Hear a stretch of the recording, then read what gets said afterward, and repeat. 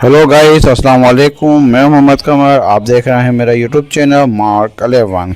So guys, आज हम मौजूद बैरिया टाउन के डेंदू हॉल में, जहां पे ज़बरदस्त किस्म का ज़ू बनाया गया है। इस ज़ू के अंदर ज़बरदस्त किस्म के एनिमल्स मौजूद हैं और ये यहाँ की तमाम लोकेशन बहुत आला लोकेशन बनी हुई है और बिल्कुल एनिमल्स को एक जंगल का माहौल दिया गया है।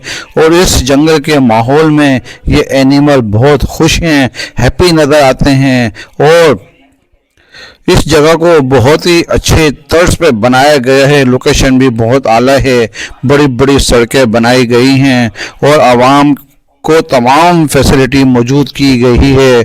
आपको पैदल चलने की ज़रूरत नहीं, यहाँ पर आपके लिए गाड़ी का भी एहतमाम किया गया है। और यहाँ पर ज़बरदस्त खाने का एहतमाम भी है। आप यहाँ पे चाय, कॉफ़ी, कोल्ड ड्रिंक और खाने पीने की तमाम चीज़ें आपको यहाँ पे बआसानी दस्तयाब हो जाएंगी, मिल जाएंगी। और आपका यहाँ पे एटमॉस्फेयर भी बहुत ज़बरदस्त है, बिल्कुल पुरसुकून माहौल है।